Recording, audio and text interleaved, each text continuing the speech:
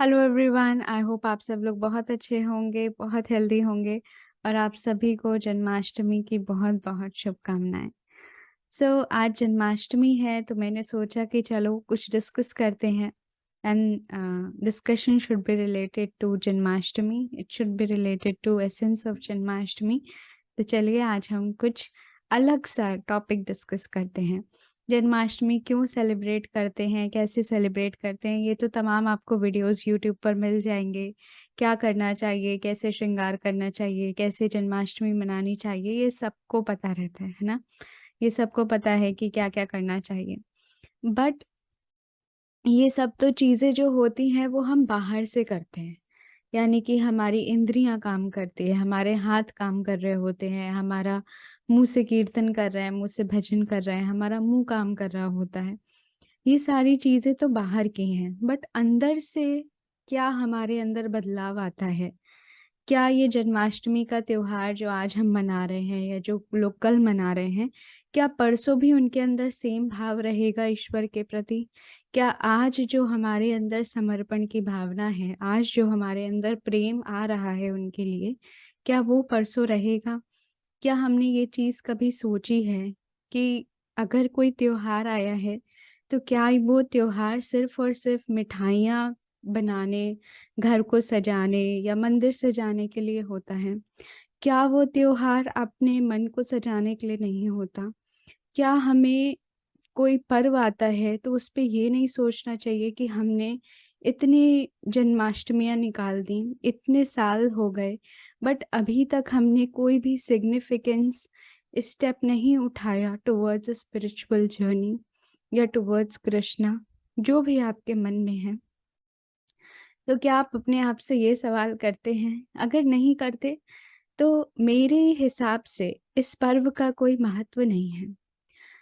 पर्व आपको बार बार आएंगे, बार बार त्योहार आएंगे, वो यही याद दिलाने के लिए आते हैं। चाहे वो जन्माष्टमी हो, चाहे वो कोई और त्योहार हो, वो बार बार ये इसीलिए आता है कि हमें क्या करना चाहिए आगे। हम बार बार भूल जाते हैं, अपने घर के काम में इतने व्यस्त हो जाते हैं, अपने ऑफिस के काम में, रोजमर्रा की जिंदगी में इतने व्यस्त हो जाते हैं कि हम भूल जाते हैं कि हम आए किस लिए हैं। हम सब ह्यूमन बॉडी में, हमें जो ह्यूमन शरीर मिला है, ये जो मनुष्य का देह मिला है, ये किस लिए मिला है, हम ये भूल जाते हैं।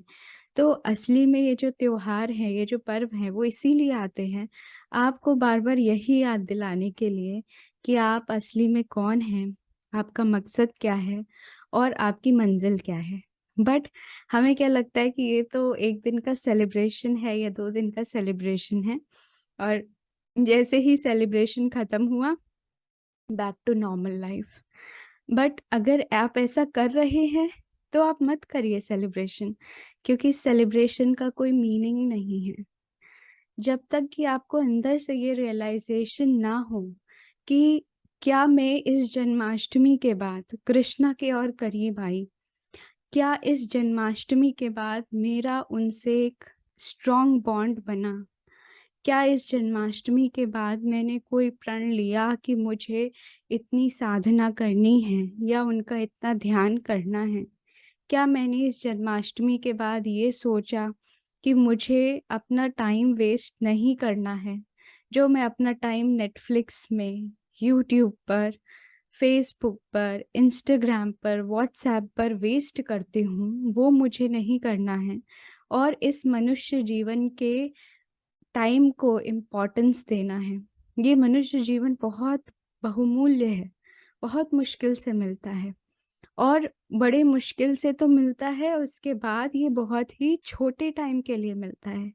अभी हम हैं, कल हो ना हो किसी को नहीं पता है, जो यही जीवन की सत्यता है, चाहे वो कड़वी लगे चाहे मीठी लगे। तो हमें नहीं पता कि हमारा अगली जन्माष्टमी आएगी कि नहीं आएगी, हम उसे सेलिब्रेट कर पाएंगे कि नहीं कर पाएंगे। तो अगर आप सच में जन्माष्टमी के पर्व को मनाना चाहते हैं तो आप बाहर से जो अभी तक करते आ रहे हैं वो तो करिए ही, पर अंदर से भी अपने आप से ये प्रश्न करिए और अपने आप को as a soul, as a spirit आगे बढ़ाइए। अपना कनेक्शन कृष्ण से स्ट्रॉन्ग करिए। अगर आपका कनेक्शन कृष्ण से स्ट्रॉन्ग नहीं हो रहा, तो ये जन्माष्टमी आपके लिए किसी मतलब की नहीं है। ओके, सो आई गेस जो मैं कन्वे करना चाह रही थी वो आप लोगों को समझ आया होगा। एंड अगर आपको किसी बात का बुरा लगा हो तो उसके लिए क्षमा प्रार्थी हूँ। बट जो मेरे गुरुदेव ने मुझे अभी तक सिखाया है, जो मैंने उनसे सीखा है, वही मैंने आप सभी को कन्वे किया। So thank you so much everyone for listening patiently. Thank you. Happy Janmashtami. God bless us all. Thank you.